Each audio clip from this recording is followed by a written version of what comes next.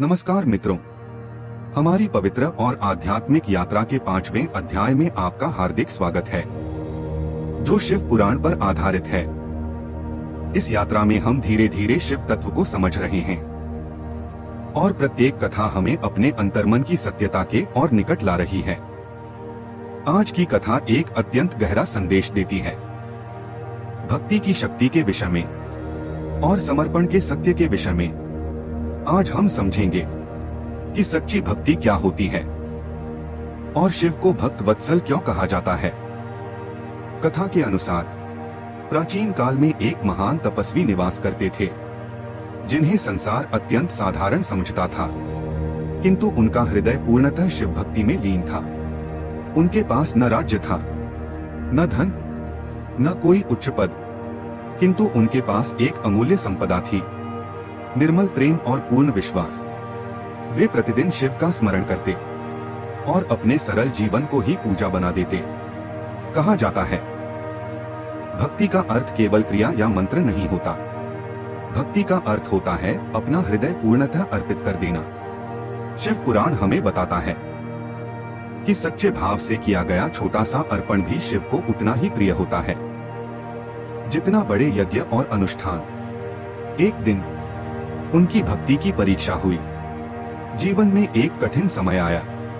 ऐसा प्रतीत हुआ मानो सब कुछ हाथ से निकल रहा हो, किंतु उन्होंने अपना विश्वास नहीं छोड़ा, अपनी श्रद्धा नहीं तोड़ी, और वही उनकी सबसे बड़ी तपस्या बन गई। तब शिव उनके समक्ष प्रकट हुए, न किसी कोलाहल के साथ, न किसी प्रदर्शन के साथ, बल्कि एक शांत दिव्य प्रकाश के रूप में। और उन्होंने कहा, जो व्यक्ति कठिनाइयों में भी अपना विश्वास नहीं छोड़ता, वही सच्चा भक्त होता है। शिव ने उन्हें आशीर्वाद दिया और समझाया, भक्ति का फल केवल बाहरी सफलता नहीं होता।